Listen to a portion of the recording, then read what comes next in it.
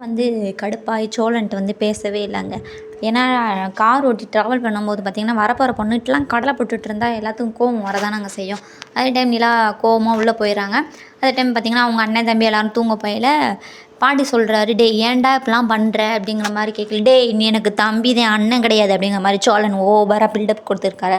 அதே டைம் சேர அண்ணனை எந்திரிச்சு மண்டையில ஒரு கொட்டு வச்சு, "நான் உனக்கு அண்ணன் தாண்டே, அந்த பொண்ணு ரொம்ப நல்ல பொண்ணோட, அந்த பொண்ணுக்கு தான் சப்போர்ட் பண்ணணும். இப்படியே பண்ணிக்கிட்டுன்னு வச்சுக்கவேன், அந்த பொண்ணை வீட்டுக்கு விட்டு போகிறேன்னு சொன்னால் நாங்கள் சப்போர்ட் பண்ணி அனுப்பிச்சி வச்சுருவோம்டா." அப்படிங்கிற மாதிரி வந்து நிலாவுக்கு ஃபுல் சப்போர்ட் பண்ணி பேசிக்கிட்டு இருக்காங்க. அதான் நம்ம சோழனை கடுப்பாகிறாப்புல. கடுப்பானாலும் என்ன பிரயோஜனம், அவர் கேரக்டர் அவர் மாற்றிக்கிறணுமே. அதே டைம் பார்த்திங்கன்னா, காலையில் எல்லாேருக்கும் நிலா டீ கொடுக்குறாங்க, பாண்டிக்கும் கொடுக்குறாங்க, நம்ம சேரண்ணனுக்கு கொடுக்குறாங்க. பல்லவன் எங்கன்னு கேட்டால் அவன் வெளியே போயிருக்கான்ப்பா அப்படிங்கிற மாதிரி சொல்லியில் நம்ம சோழனனுக்கு மட்டும் டீயே கொடுக்கலங்க. ஏன்னா அவங்க மேலே கொஞ்சம் காண்டில் இருக்காங்கல்ல.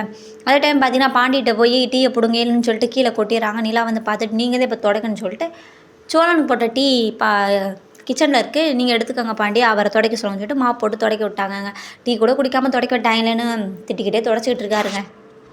அதே டைம் பார்த்திங்கன்னா, நிலா வந்து சோழனோட அப்பாவுக்கு போய் டீ கொடுத்துட்டு அப்படியே ஜாலியாக பேப்பர் படிச்சுட்டு அவர் கூட நல்லா ஜாலியாக பேசிகிட்டு இருக்கிறத பார்த்த நம்ம சோழன், இவங்க என்ன அப்பா கூட ரொம்ப பாசமாக இருக்காங்க அப்படிங்கிற மாதிரி சேரன் சொல்ல, அவங்க பேசுன மாதிரி இருந்தால் உனக்கு என்னடா அப்படிங்கிற மாதிரி வந்துச்சு.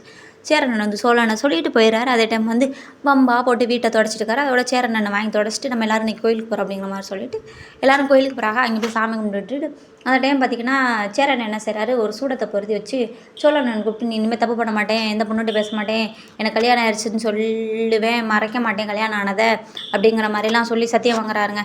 அந்த டைம் பார்த்தா பின்னாடி ஒரு பொண்ணு தேங்காய் உடைக்க கஷ்டப்பட்டுட்டு இருக்காங்க. அதை பார்த்த சோழன் அந்த பொண்ணே வாட்ச் பண்ணிகிட்டு இருக்காரு. கொஞ்சம் அந்த பொண்ணுகிட்ட போய், "நாங்கள் உனக்கு தேங்காய் உடைக்க ஹெல்ப் பண்ணுறேன்" அப்படிங்கிற மாதிரி சொல்லி அந்த பொண்ணு கையை பிடிச்சி தேங்காய் உடைச்சிக்கிட்டு இருக்காருங்க. அதை பார்த்த நம்ம சேரனும் நீலாவும் சாக்காகி போய் நின்ற மணிக்கு சீரியலை முடிச்சிட்டாங்க. நாளைக்கு என்ன நடக்குது, நாளைக்கு பார்க்கலாம்.